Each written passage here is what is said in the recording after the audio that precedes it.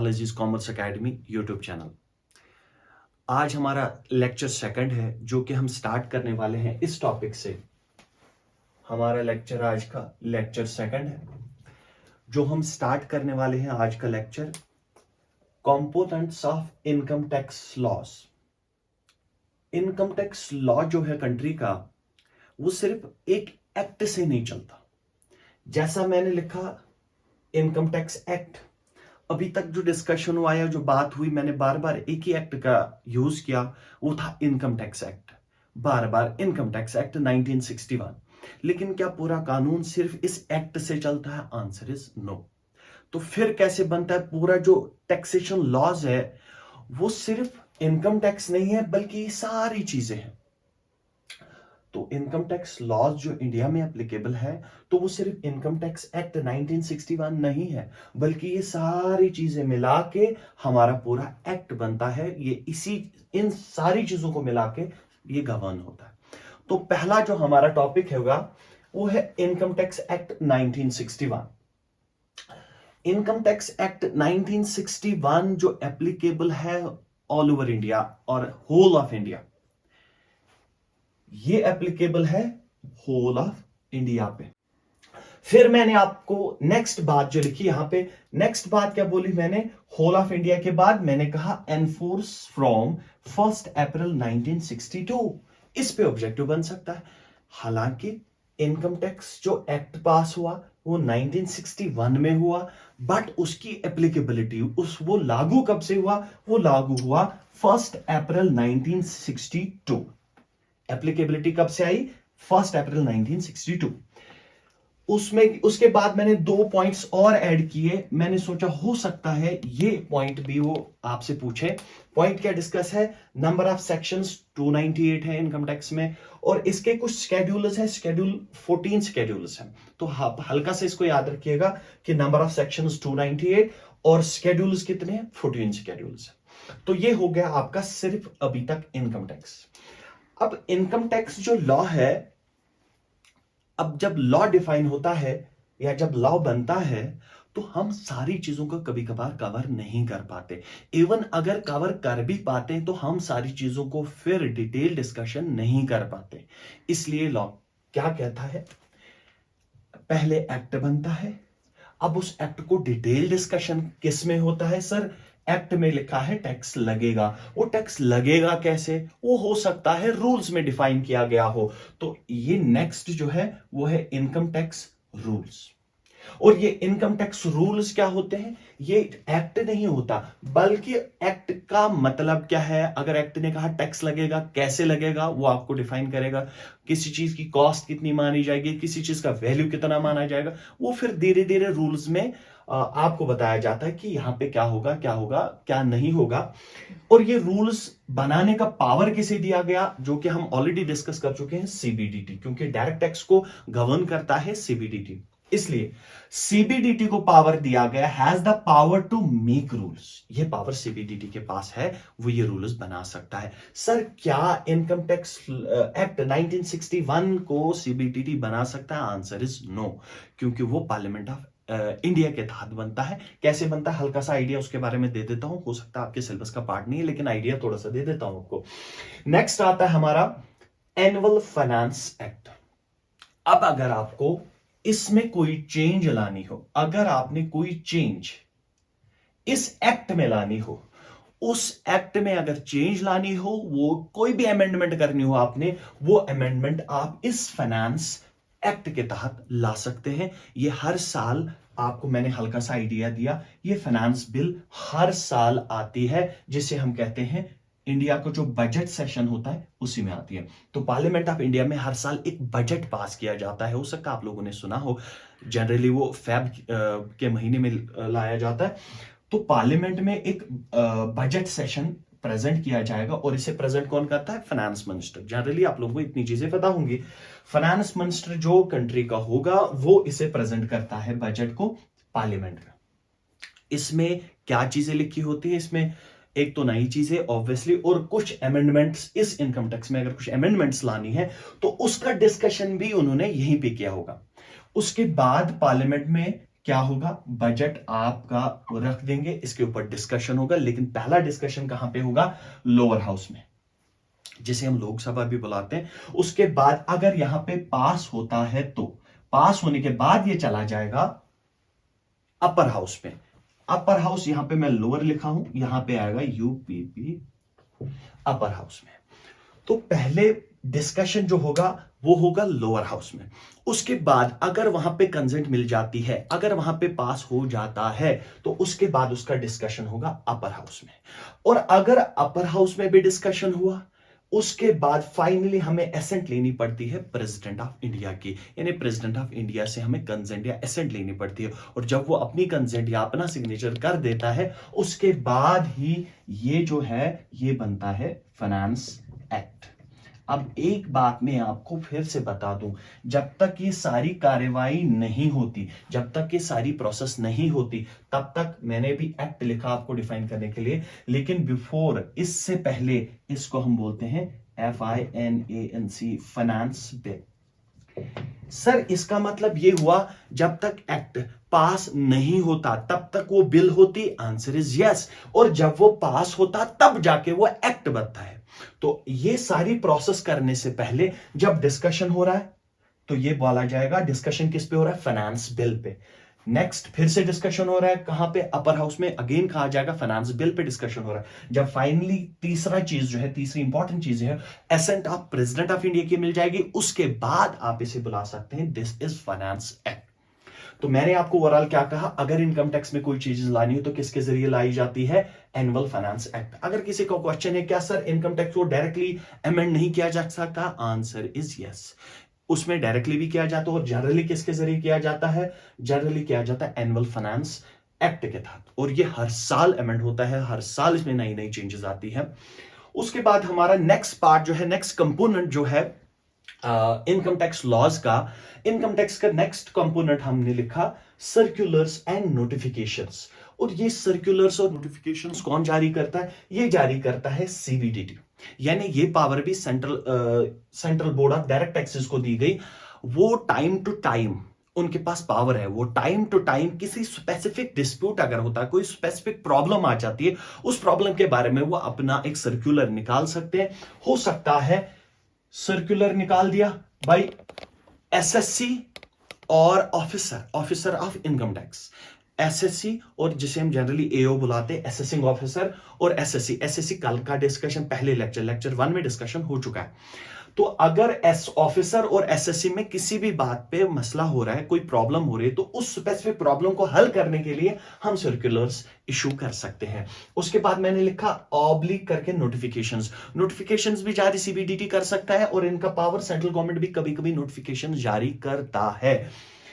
इसीलिए मैंने कहा ये सर्कुलर्स और नोटिफिकेशंस कब जनरली जारी होती है, अगर आपको गाइड करना हो ऑफिसर्स एंड SSCs को किसी भी स्पेसिफिक टॉपिक के ऊपर।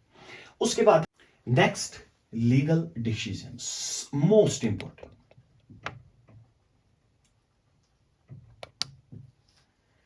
मोस्ट इंपॉर्टेंट है लीगल डिसीजंस ऑफ कोर्ट्स जैसे हमारे लिए है। एक हो गया सबसे इंपॉर्टेंट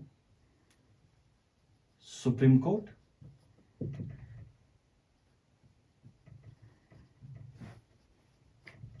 हाई कोर्ट्स। जब भी हाई कोर्ट कोई डिसीजन लाता है किसी भी चीज के बारे में, जनरली मैं आपसे कहूं हम in relation to income tax पढ़ रहे हैं, अगर हमारे SSC या हमारा गवर्नमेंट के साथ या हमारा डिपार्टमेंट इनकम टैक्स डिपार्टमेंट के साथ कोई डिस्प्यूट चल रहा हो, अगर डिस्प्यूट चल रहा हो और डिस्प्यूट AO के यहां हल नहीं हुआ, तो AO ने कोई भी ऑर्डर निकाला, किसी भी तरीके से ऑर्डर निकाला, हमारे पास एक अथॉरिटी होती है, हमारे पास एक मतलब आप क्या कर सकते हैं, आप इस केस को आगे लेके जा सकते हैं। आगे ट्रिब्यूनल्स वगैरह है, उनके बाद आता है हाई कोर्ट्स। हाई कोर्ट में भी अगर आपको लगता है कोई मसला हो गया, तो आप फाइनल कहां जा सकते हैं, सुप्रीम कोर्ट जा सकते हैं। तो सुप्रीम कोर्ट आपका फाइनल रहेगा, उसके बाद कोई नेक्स्ट अथॉरिटी नहीं है, तो जो सुप्रीम कोर्ट कहेगा वो फाइनल रहेगा। अब जो ये लीगल डिसीजंस होते हैं, जनरली हाई कोर्ट के जो ऑर्डर्स होते हैं, इनकम टैक्स वो भी फॉलो कर लेते हैं, या एओज वो भी फॉलो कर लेते हैं। हमारी जब भी कोई क्वेरी आती है, किसी भी मसले पर डिस्कशन हो, तो इनको भी रेफर किया जाता है। Legal decisions are the most important, तो इन लीगल डिसीजंस को रेफर किया जाता है, हाई कोर्ट्स के लीगल डिसीजंस हो या चाहे सुप्रीम कोर्ट के। तो ऑब्वियसली ये मसला ये है, अगर हाई कोर्ट, सिर्फ इसके बारे में बोल रहा हूं, अगर हाई कोर्ट ने कोई डिसीजन दिया हो, हाई कोर्ट का कोई ऑर्डर हो, उसके बाद इसका आगे जाके कहीं पे भी रिट फाइल नहीं हुई, आगे जाके हमने दोबारा केस को सुप्रीम कोर्ट तक नहीं लेके गए, तो हाई कोर्ट का जो डिसीजन होता है, हाई कोर्ट का जो ऑर्डर होता है, वो होता है फाइनल। लेकिन अगर हम चाहते हैं नहीं, मुझे भी अभी भी लग रहा है इसमें गड़बड़ है, तो मैं सुप्रीम कोर्ट जा सकता हूं। तो क्या सर हाई कोर्ट का ये वाला ऑर्डर अब इनकम टैक्स यूज करेगा? Answer is no. अब इनकम टैक्स वेट करेगा कि सुप्रीम कोर्ट इसके बारे में क्या राय दे देता अपनी, उसके बाद डिसीजन लिया जाएगा। तो अगर कोई भी डिस्प्यूट हो, अगर डिस्प्यूट यहां पे फाइनल हो गया, तो ये केस स्टडीज एप्लीकेबल होती हैं। और अगर यहां पे फाइनल नहीं हुआ, हम लेके गए सुप्रीम कोर्ट में, अगर सुप्रीम कोर्ट में लेके गए, तो हमें क्या करना है? सबसे इंपॉर्टेंट बात, हमें वेट करना पड़ेगा। उसके बाद जो फाइनल डिसीजन सुप्रीम कोर्ट का होगा, वही एप्लीकेबल होगा। तो ये था हमारा, क्योंकि मुझे लगा कि आपको मतलब इस चीज की जरूरत है, आपको यहां से ऑब्जेक्टिव बन सकता है, इसलिए मैंने कंपोनेंट्स ऑफ इनकम टैक्स को कवर कर लिया है। ये सारा डिस्कशन था हमारा कि टैक्स लॉज इंडिया में क्या सिर्फ इनकम टैक्स एक्ट 1961 से बनता है या पूरे इससे बनता है? तो आंसर इज पूरे इससे हमारे टैक्स लॉज बनते हैं। Now let us discuss next topic. आज का हमारा नेक्स्ट टॉपिक है रेजिडेंशियल स्टेटस। रेजिडेंशियल स्टेटस किस चीज के लिए हमें बनाना पड़ेगा? हमें पहले ये डिसाइड करना पड़ेगा कौन रेजिडेंट ऑफ इंडिया है, कौन नॉन रेजिडेंट है। अब अगर ये डिसाइड नहीं किया जाता, हमने कहा कि टैक्स लगेगा पर्सन्स पे, जो लेवी वाला कल हमने डिस्कशन किया था, पहले लेक्चर में हमने कहा सेक्शन 4 क्या था, एवरी पर्सन। तो अब टैक्स लगता हर इंसान पे, एवरी पर्सन पे लगता। लेकिन इसके लिए लॉ क्या कहता है? कहता है आपने डिसाइड करना पड़ेगा पहले रेजिडेंशियल स्टेटस। अगर ये रेजिडेंशियल स्टेटस नहीं होता, तो हम फॉरेनर पे भी इनकम टैक्स जारी कर दे, हम फॉरेनर पे भी इनकम टैक्स लगा देते। लॉ ने इनकम टैक्स को रिस्ट्रिक्ट किया, कहा कि ये तो सिर्फ क्या इंडियंस पे लगाना है? Answer is no. सर क्या सिर्फ जो हिंदुस्तान में रहते हैं या जो हिंदुस्तानी है, तो क्या उन पे इनकम टैक्स एप्लीकेबल है? Answer is no. तो इनकम टैक्स किस बंदे पे एप्लीकेबल है?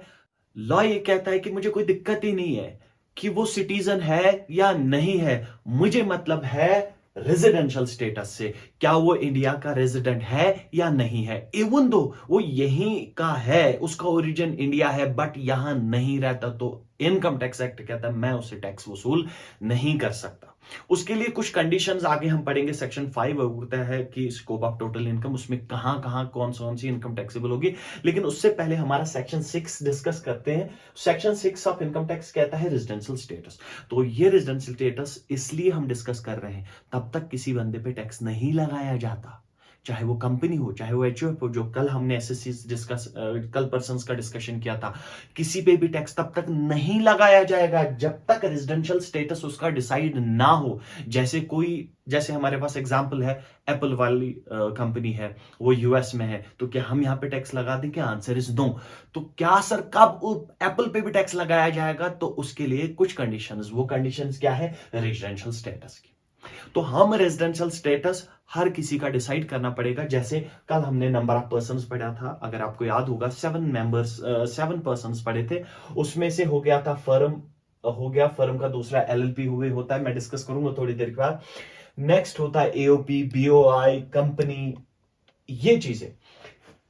फिर हमने पढ़ा था सबसे इंपॉर्टेंट, जो भी डिस्कशन हम स्टार्ट करेंगे वो था इंडिविजुअल और एचयूएफ। तो रेजिडेंशियल स्टेटस ने 2 हिस्से किए। उसने कहा firm, LLP, AOI, BOI, AOP, BOI and company एक तरफ, और इंडिविजुअल और एचयूएफ एक तरफ। इनका रेजिडेंशियल स्टेटस कैसे डिसाइड करेंगे आगे जाके डिस्कस करेंगे, और इनका रेजिडेंशियल स्टेटस अभी मैं डिस्कस करूंगा। सर पहले हम डिस्कस करने वाले हैं रेजिडेंशियल। देखो मैंने 2 हिस्से किए, फर्म और एलएलपी। यहां किसको लेके आ गया मैं? इंडिविजुअल और HUF को। अब इनके बारे में क्या कहा लॉ ने, तो मैं पहली कंडीशन जो मैं अब डिसाइड करने वाला हूं वो इंडिविजुअल के बारे में बात कर रहा हूं, तो मैं HUF को हटा रहा हूं थोड़ी देर के लिए, इसका डिस्कशन बाद में करें। लॉ कहता है पहले इंडिविजुअल, जो ह्यूमन बीइंग कल डिसाइड किया था, डिसीजन लिया था कि इंडिविजुअल किसे कहा जाता है, तो लॉ आपसे कहता है कि इंडिविजुअल कब रेजिडेंट माना जाएगा। तो लॉ ने कहा आपने दो कंडीशंस फॉलो करनी है, आपने दो कंडीशंस में से, दो कंडीशंस है हमारे पास, उसमें से एक भी फुलफिल हो जाए तो person will be called as a resident. अगर उन दो कंडीशंस में दोनों कंडीशन फुलफिल नहीं होते, it will be called a non resident. मैंने आपको हल्का आइडिया दिया कि इंडिविजुअल क्या हो सकता है, रेजिडेंट भी हो सकता है और नॉन रेजिडेंट भी हो सकते हैं। तो लॉ ने हमें बताया रेजिडेंट किसे कहते हैं, तो हम डिस्कशन करेंगे रेजिडेंट पे। और जो बंदा रेजिडेंट बनेगा तो ऑब्वियसली नॉन रेजिडेंट हो ही नहीं सकता, जो रेजिडेंट नहीं बनेगा ऑटोमेटिकली क्या बन जाएगा, नॉन रेजिडेंट। तो हम डिस्कशन किस पे करेंगे, रेजिडेंट पे करेंगे। तो रेजिडेंट किसे कहा जाता है, इनकम टैक्स के हिसाब से। इनकम टैक्स कहता है दो कंडीशंस है मेरे पास, उन दो कंडीशंस यानी out of to conditions one कोई सी भी एक आप अगर फुलफिल करते हैं तो you will be called as a resident. तो अब ये कंडीशंस क्या क्या है। पहली कंडीशन मैंने क्या लिखा, मैंने कहा रेजाइड्स इफ अ पर्सन और एन इंडिविजुअल, अभी डिस्कशन इंडिविजुअल पे हो रहा है तो मैं यूज करूंगा इंडिविजुअल पर। अगर इंडिविजुअल रिजाइड करता है इंडिया में in the previous year for 182 days और मोर, कहता अगर कोई बंदा इंडिया में रह चुका है प्रीवियस ईयर में, प्रीवियस ईयर का डिसीजन लिया था हमने, कल सिखाया था प्रीवियस ईयर किसे कहते हैं, तो कहता अगर कोई बंदा प्रीवियस ईयर में इंडिया में 182 दिन रुकता है या उससे ज्यादा रुकता है तो he will be called as a resident. तो क्या कंडीशन आई, अगर कोई भी इंडिविजुअल पर्सन इंडिया में 182 दिन 182 डेज कंज्यूम करता है, इंडिया में रहता है, तो he will be called as a resident. Sir 182 days से ज्यादा हो अच्छी बात है, रेजिडेंट आप बन गए, तो मिनिमम कंडीशन क्या है 182 डेज। सर अगर हम 182 डेज से नीचे चले गए तो आप हो सकता है रेजिडेंट नहीं कहलाएंगे, लेकिन उसके लिए आपको दूसरी कंडीशन चेक करनी पड़ेगी। तो दूसरी कंडीशन क्या कही लॉ ने कहा रेजिडेंट इन इंडिया या रेजाइड्स इन इंडिया। दूसरी कंडीशन कब चेक करेंगे, पहली कंडीशन फुलफिल ना हो। सर अगर पहली कंडीशन 182 डेज वाली फुलफिल हो गई तो हमें दूसरी पे जाने की जरूरत ही नहीं है, लेकिन अगर पहली कंडीशन फुलफिल नहीं हो रही है यानी 182 डेज वो इंडिया में रिजाइड नहीं कर रहा है, but resides in India for 60 days, वो इंडिया में रहता है 60 दिन, इसी प्रीवियस ईयर की बात है, सेम चीज है। सर 182 दिन का फॉर्मूला लगा नहीं तो कहां जाएंगे, क्या वो 60 दिन रहा, 60 दिन रहा इंडिया में। अगर 60 दिन का आंसर यस में आया तो हम दूसरी कंडीशन, अब मैंने यहां पे लिखा पहले और यहां पे लिख रहा हूं एंड। सर इन दोनों में से एक भी कंडीशन फुलफिल करो तो रेजिडेंट कहलाओगे, लेकिन जब ये वाली कंडीशन नंबर 2 इसमें एंड लगा हुआ है, एंड का मतलब दोनों आपको फुलफिल करने।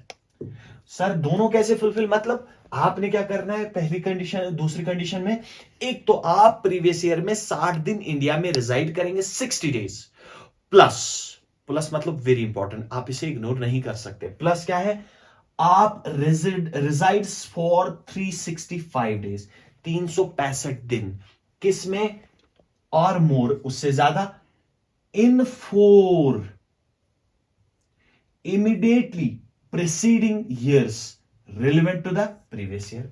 क्या मतलब हुआ सर इसका मतलब यह हुआ, एक तो आप प्रीवियस ईयर में 60 डेज रिजाइड करेंगे इंडिया में, प्लस उसके प्रीवियस ईयर से पहले जो 4 साल है उन 4 सालों में टोटल ओवरऑल आप 365 डेज इंडिया में रहे हो, 365 डेज इंडिया में रहे हो, किसमें से, आउट ऑफ 4 इयर्स। तो इसका मतलब मैं हल्का सा आपको एक एग्जांपल दे देता हूं छोटा सा समझाने के लिए। हमारा करंट जो प्रीवियस ईयर चल रहा है वो 2021 है, मैंने वर्डिंग क्या यूज की, सर प्रीवियस ईयर यानी इसमें क्या आनी चाहिए 60 डेज वाली कंडीशन। सर फिर लॉ ने लिखा रिजाइड्स, सेकंड इसका पार्ट जो है दूसरा एंड, रिजाइड्स फॉर 365 डेज और मोर इन 4 इमीडिएटली प्रीसीडिंग प्रीवियस ईयर्स। तो immediately preceding previous year, sir ये हमारा हो गया प्रीवियस ईयर। इससे इमीडिएटली प्रीसीडिंग 4 साल, तो प्रीवियस अगर मैं चला जाऊंगा वो 1920 आएगा, उसके बाद आएगा 1819, उसके बाद आएगा 1718, उसके बाद आएगा 1617, यानी 20 20 20 20, यानी 2019-20, 2018-19, 2017-18, 2016-17 कितने प्रीवियस ईयर्स आ गए? 1 2 3 4। तो इनमें से टोटल 365 डेज। तो कंडीशन आपके लिए इंपॉर्टेंट है। कंडीशन क्या है? 60 डेज प्लस 4 सालों में जो इमीडिएटली टू द प्रीवियस, इसका मतलब ये साल कैलकुलेट ही नहीं होगा, इसका साल में सिर्फ आपके 60 डेज आने चाहिए, और जो उससे प्रीवियस 4 साल है उसमें से 365 डेज आने चाहिए।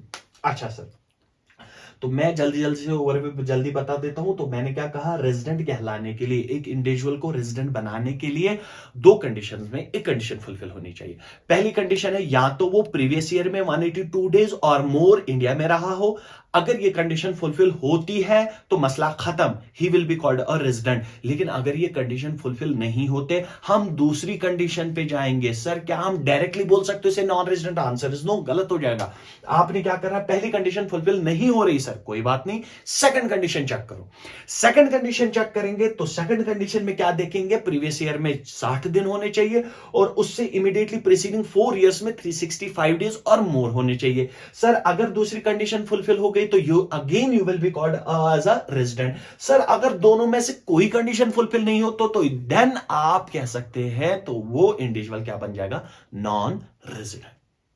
कंडीशन दोनों में से एक फुलफिल होती है तो रेजिडेंट, दोनों नहीं फुलफिल होते तब जाके आप नॉन रेजिडेंट कहलाएंगे। ये था इस पार्ट का डिस्कशन। उसके बाद मैंने और डिस्कशन किया, अगर आप रेजिडेंट बने उसके बाद हमें फिर से और एक चीज डिसाइड करनी है, और एक चीज डिसाइड क्या करनी है, इसलिए मैंने रेजिडेंट के नीचे लिखना पड़े। सर अगर वो नॉन रेजिडेंट होगा बाढ़ में गया, क्योंकि नॉन रेजिडेंट बनने के बाद हमें और कुछ सोचने की जरूरत ही नहीं है, वो तो इंडिया का माना ही नहीं जाएगा वो इंडिया का है। तो इनकम टैक्स के हिसाब से तो इनकम टैक्स कहता है हम मानेंगे नहीं इंडिया का है। लेकिन अगर वो रेजिडेंट रहा, इनकम टैक्स कहता है मैं और 2 चीजें देखूंगा। क्या 2 चीजें?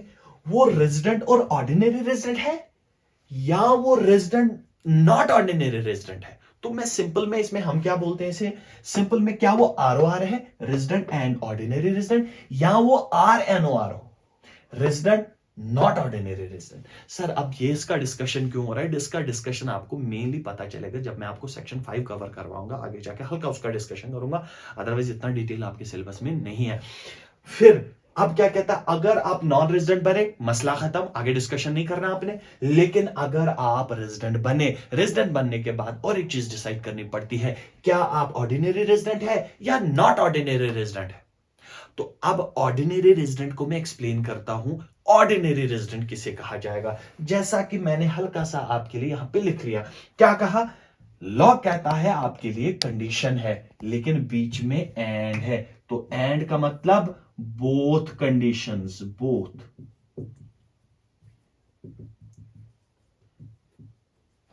Should be fulfilled. क्या मतलब हुआ सर? सर इसका मतलब अगर ये दोनों कंडीशंस आरओआर बनने के लिए ये दोनों कंडीशंस आपको फुलफिल करनी है। अगर नहीं करते तो आप इस कैटेगरी में चले जाएंगे। तो उससे पहले let us discuss these 2 conditions. तो पहली कंडीशन क्या है? कहता कंडीशन नंबर 1 बिकम्स रेजिडेंट, यानी रेजिडेंट क्या है, बिकम्स रेजिडेंट। एक तो ये करंट वाला रेजिडेंट तो बन चुका है, ठीक है, प्रीवियस ईयर में रेजिडेंट वो बन चुका है, तो अभी जो रिलेवेंट प्रीवियस ईयर है हमारा वो 2021 है। तो इस साल में वो क्या बनना चाहिए, पहले आर मीन्स रेजिडेंट। उसके बाद उसको आरओआर बनने के लिए 2 कंडीशन और फुलफिल करनी है। क्या सर? वो फिर से रेजिडेंट बनना चाहिए। कितनी दफा? 2 दफा या उससे ज्यादा times out of 10 previous years immediately preceding to the relevant previous year. वो वही बात फिर से होगी। लेकिन क्या कहता है, वो कहता है कि पहली कंडीशन ये है वो 2 बार आर बनना चाहिए, 2 बार आर बनना चाहिए, यानी वो 2 बार रेजिडेंट बनना चाहिए। कि कब, किस में से, out of 10 previous years, out of 10 previous years. तो हम क्या करेंगे, मैं आपको एग्जांपल जल्दी जल्दी समझा देता हूं इसके बारे में क्या बोल रहा है। कहता है out of 10 previous years. Sir हमारा प्रीवियस ईयर क्या है, करंट प्रीवियस ईयर, जिसे हम क्या नाम देते हैं, रेलेवेंट। इसको मैं आपके लिए बता दूं, रेलेवेंट प्रीवियस ईयर। जो यहां पे कह रहा है कि सर ये रेलेवेंट प्रीवियस ईयर हो गया, ये कह रहा है ना 10 प्रीवियस ईयर्स, वो कौन से 10 साल होंगे, रेलेवेंट प्रीवियस ईयर से पहले जो 10 साल है। मतलब क्या सर, मैं बता देता हूं, मतलब है 20, ये हो गया आपका 19, 20, 18, 19, 17, 18, 16, 17, 15, 16, 14, 15, 13, 15, 13, 14, 12, 13। कितने आ गए, 1 2 3 4 5 6 7 8, 11, 12, 10 और 11, 1 2 3 4 5 6 7 8 9 10। ये हो गए आपके 10 साल। इसको छोड़ के इसमें आप पहले क्या बनने चाहिए, आर। अगर आप आर बने तो out of these previous 10 years, इसमें से आप 2 टाइम्स क्या बनने चाहिए, 2 टाइम्स क्या बनने चाहिए, रेजिडेंट, RESIDENT। सर रेजिडेंट कैसे बनेगा, सेम कंडीशन जो आप अभी डिस्कस करके आए वही कंडीशन से आप फिर से रेजिडेंट बनेंगे। तो क्या कहता है, आउट ऑफ 10 प्रीवियस ईयर्स, तो आउट ऑफ 10 प्रीवियस ईयर्स आप 2 टाइम्स, मिनिमम 2 टाइम्स, इससे ज्यादा बन सकते हैं तो कोई दिक्कत नहीं है, लेकिन मिनिमम 2 टाइम्स आपको क्या बनना पड़ेगा, आपको रेजिडेंट बनना पड़ेगा। अब आते हैं condition number 2। And what is the condition number 2? Condition number 2 is वो इंडिया में रहता है या इंडिया में स्पेंड करता, कंज्यूम करता कितने दिन, 730 दिन या इससे ज्यादा। किसमें से, out of 7 years immediately preceding, वही बात फिर से, immediately preceding the previous year. तो मैं क्या बताता हूं आपको, सर ग्राफ बना हुआ है, डिटेल्स बनी हुई है, मैं डिस्कशन करता हूं, इसलिए अब मुझे 7 चाहिए 3 को छोड़ के, तो यहां ये वाली बात। तो इसमें से आप 730 डेज और मोर इंडिया में क्या हुआ हो, रिजाइड किए हो, या आप कह सकते हैं स्पेंड किए हो। तो मैंने क्या कहा, 2 conditions to become ROR, you have to fulfill 2 conditions. And what are those 2 conditions? The first condition is कि आपको resident बनना पड़ेगा 2 times out of 10 previous years immediately preceding the previous year, पहली कंडीशन। दूसरी कंडीशन क्या कहती है, आपने 730 दिन किए हो कंज्यूम इंडिया में out of 7 previous years immediately preceding the previous year, immediately preceding the previous year. ये हो गया। अब sir immediately preceding previous year कहां तक आएंगे, यहां तक ही। ये हो गया 1 2 3 4 5 6 7। तो इन 7 सालों में आप 730 दिन इंडिया में रहे हो। सर अगर मैंने ये दोनों कंडीशंस फुलफिल की, एक तो 2 साल में 2 बार रेजिडेंट बन चुका और 730 दिन की भी फॉर्मूला फुलफिल हो रही है, if both the conditions are fulfil then you will be called ROR, resident and ordinary resident. Sir अब मेरा डाउट, अब सीन क्या है कि अगर सर रेजिडेंट नहीं बन पाया, वो कौन सा वाला, ये वाला, ये वाला रेजिडेंट हो गया, ये यानी वो ROR नहीं बन पाया, तो ऑटोमेटिकली वो यहां से बाहर चला जाएगा। वो यहां से अगर वो ROR नहीं बन पाया ये वाली कंडीशन से, तो वो बाहर चला जाएगा। तो वो क्या बनेगा, non resident. No no no, वो बनेगा रेजिडेंट, बट वो ऑर्डिनरी रेजिडेंट नहीं है। इसलिए मैंने बोला आगे जाके कहूंगा कि इसका हम इतना क्यों डिस्कशन अलग अलग कर रहे हैं इन चीजों को, इसका डिस्कशन हम आगे जाके करेंगे। कुछ इनकम टैक्सेबल होती हैं, ROR के लिए, ROR के लिए तो सारी इनकम टैक्सेबल होती है। RNOR के लिए कुछ कंडीशन बोलेगी भाई ये सीन है, कुछ कंडीशंस या कुछ इनकम के लिए टैक्सेबल नहीं करते, तो वो जाके आगे मैं हल्का सा आपको आइडिया दे दूंगा। अदरवाइज आपके लिए वो पार्ट नहीं है, लेकिन हल्का सा आइडिया दे दूंगा। तो अब ये बात आपको समझ में आ गई होगी, रेजिडेंट बन सकता है पहले इंडिविजुअल या नॉन रेजिडेंट। रेजिडेंट बनने के लिए 2 कंडीशंस में से एक कंडीशन फुलफिल होनी चाहिए तो आप रेजिडेंट बन जाएंगे। अगर दोनों कंडीशंस फुलफिल नहीं हो पाई तो आप नॉन रेजिडेंट बन जाएंगे। अगर आप रेजिडेंट बने तो हमें फर्दर डिस्कशन करना पड़ेगा कि आप ROR है या RNOR है। आप अगर ROR है तो आपको फर्दर 2 कंडीशंस फुलफिल करनी पड़ेगी। क्या 2 साल out of 10 previous years resident बनने चाहिए और 730 दिन इंडिया में स्पेंड करेंगे आउट ऑफ 7 प्रीवियस ईयर्स।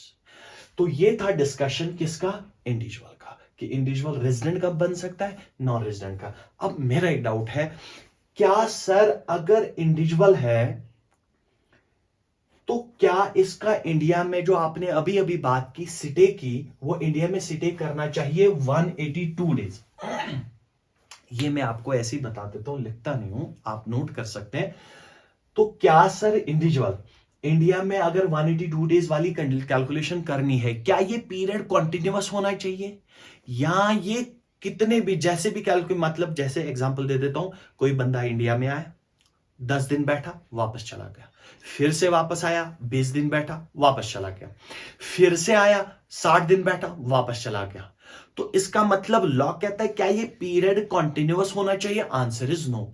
आप गए आए, हम क्या कैलकुलेट करेंगे? आप टोटल ओवरऑल एक साल में इंडिया, वो भी कौन वाला साल, प्रीवियस ईयर में, इंडिया में कितने दिन रहे। अब और एक डाउट है मेरा, ये तो बात हो गई कंटिन्यूअस पीरियड आएगा नहीं आएगा। दूसरा डाउट है मेरा, क्या सर जिस दिन वो जाएगा, इंडिया से जाएगा या इंडिया में आएगा, क्या वो यानी डे ऑफ डिपार्चर जिसे कहा जाता है, जिस दिन वो चला जाएगा, जिस दिन चला जाएगा, that is called day of departure, और जिस दिन वो आएगा that is called day of arrival, क्या ये दोनों कैलकुलेट 182 में ऐड किए जाएंगे या इग्नोर किए जाएंगे? तो आंसर इज ऐड किए जाएंगे। अगर डे ऑफ देने में सिंपल वर्ड में कहूं, day of departure and day of arrival आप 182 डेज में ऐड कर सकते हैं, यानी उस दिन मान लिया जाएगा ही रिजाइड्स इन इंडिया, चाहे आप आ रहे हो या जा रहे हो।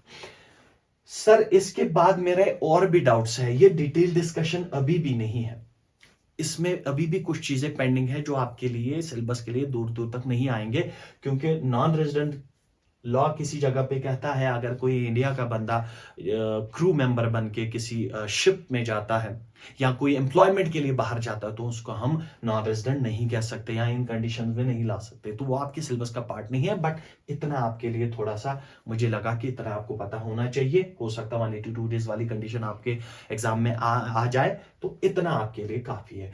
Now let us discuss about HUF, residential states of HUF। हमें इसमें भी डिसाइड करना पड़ेगा क्या HUF रेजिडेंट है या नॉन रेजिडेंट है। तो HUF को रेजिडेंट या नॉन रेजिडेंट बनाने के लिए हमें अभी डेज की जरूरत नहीं है, क्योंकि HUF is artificial type person वाला। खुद HUF, क्यों हम सारे मेंबर की बात नहीं कर रहे, हम HUF की बात कर रहे हैं, खुद वो एक आर्टिफिशियल पर्सन की टाइप जैसी है, तो इसलिए उसका 182 डेज इंडिया में रहना वाला पॉसिबल नहीं है। इसलिए लॉ ने कहा कि अगर आपने HUF का डिसाइड करना है, अगर आपने HUF का रेजिडेंशियल स्टेटस डिसाइड करना है, तो आपने ये चीजें चेक करनी है। क्या चीजें? उस HUF का जो control and management of affairs is situated wholly or partly in India। क्या मतलब हुआ?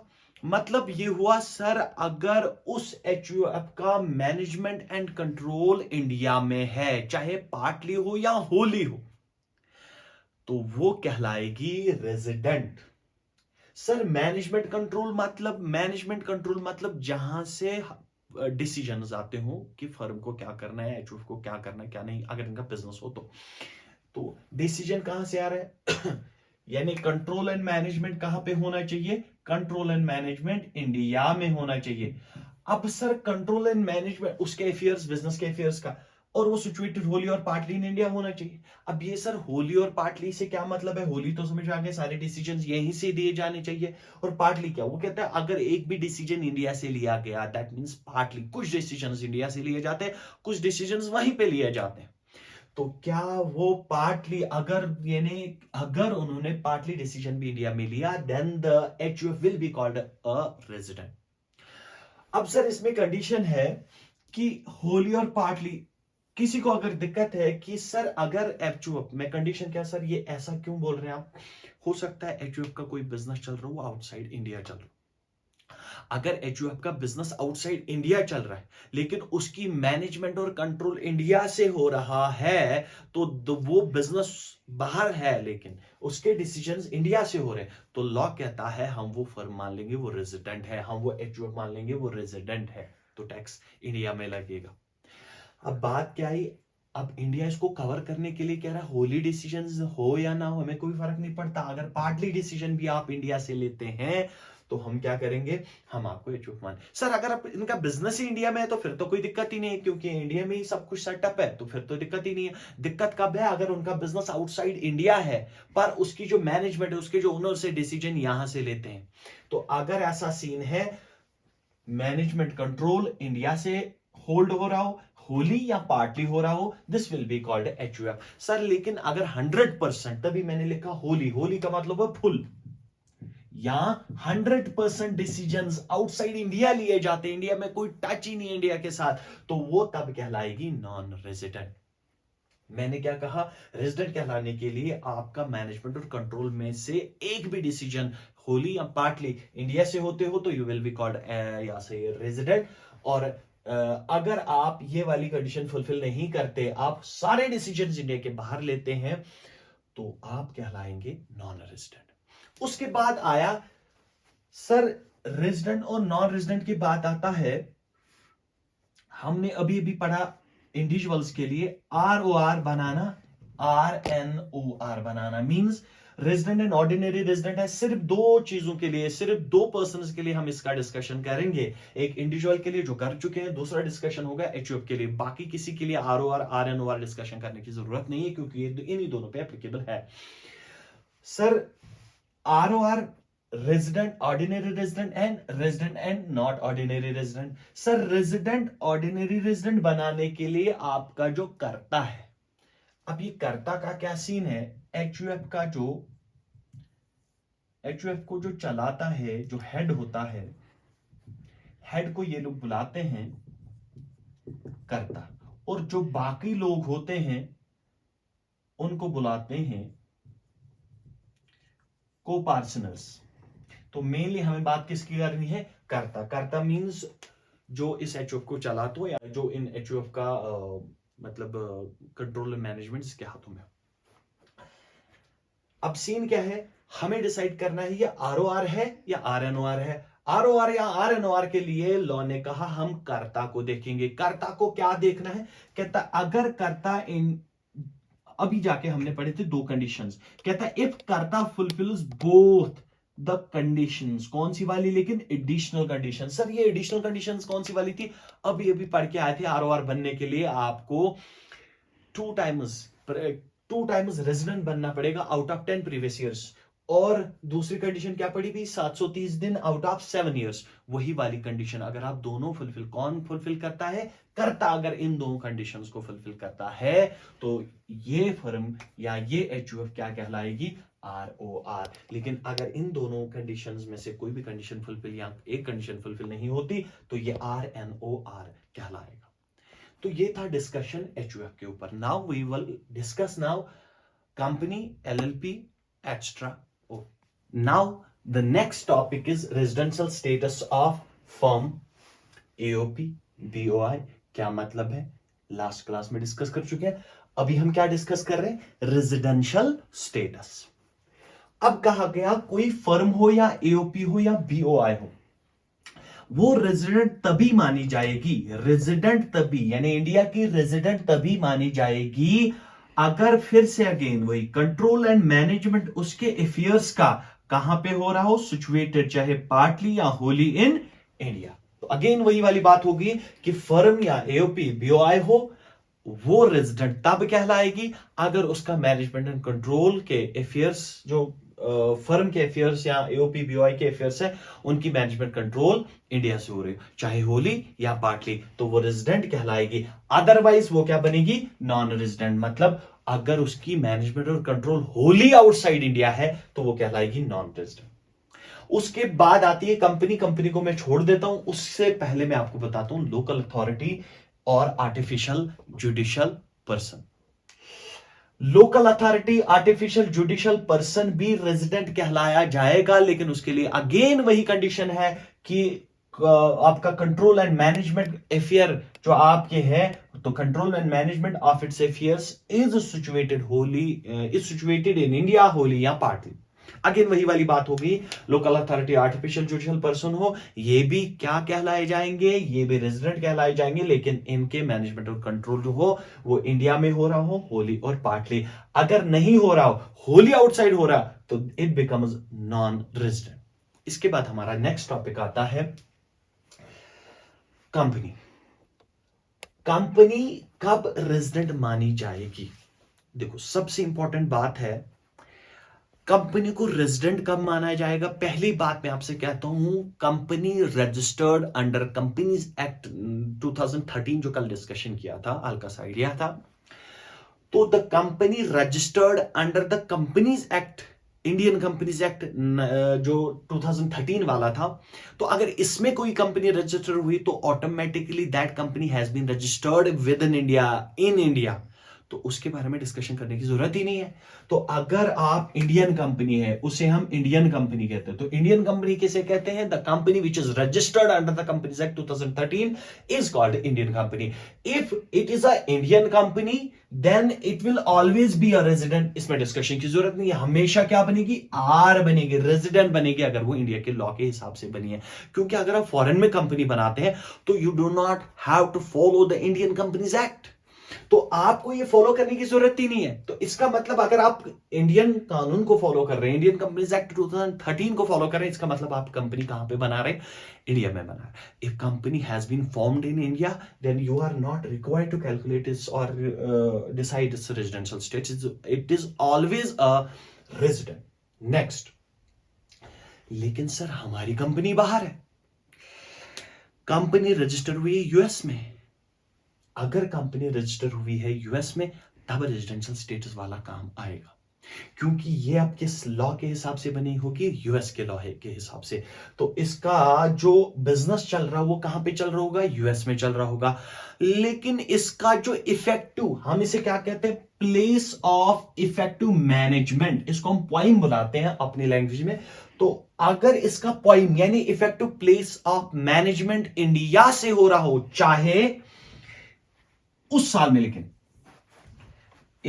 प्लेस ऑफ इफेक्टिव मैनेजमेंट कहां से हो रहा हो?